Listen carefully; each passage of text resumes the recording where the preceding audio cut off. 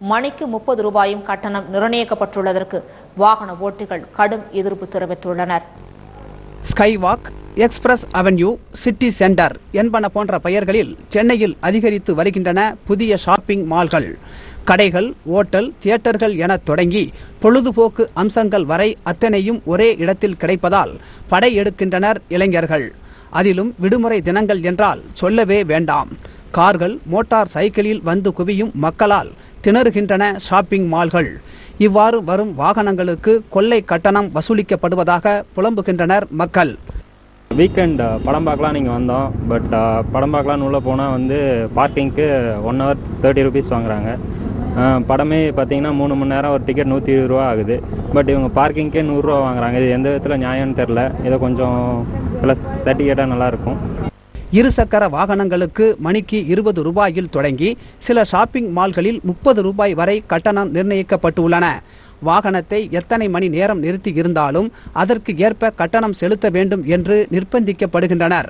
அதனால் ஷாப்பிங் மால்களில் 100 ரூபாய் கட்டணத்தில் சினிமா பார்க்க அதே அளவுக்கு வாகன கட்டணமும் செலுத்த வேண்டி இருப்பதாக கூறுகின்றனர் ரசிகர்கள். நான் இங்கே படம் பார்க்க வந்தேன். 3 மணி நேரம் தான் வண்டி விட்டேன். 100 ரூபா ஆச்சு. ஆக்சுவலாக படத்தோட டிக்கெட்டே 120 ரூபா.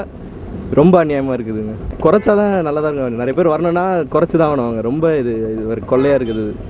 காரில் வருகிறவர்களுக்கு இன்னும் கூடுதல் சிக்கல்.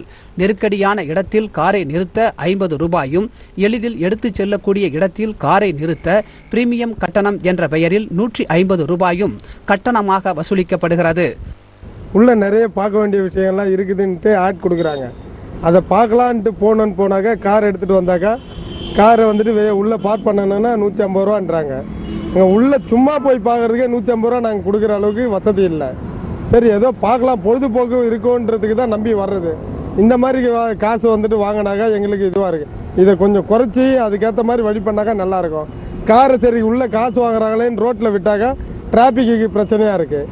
ஷாப்பிங் மால்கள் நிர்ணயிக்கும் வாகன கட்டணத்திற்கு பயந்து சிலர் அருகில் உள்ள சந்து பொந்துகளில் வாகனத்தை நிறுத்திவிட்டு உள்ளே செல்கின்றனர். இதனால் அந்த பகுதிகளில் போக்குவரத்து முடங்குவது வாடிக்கையாகி வருகிறது.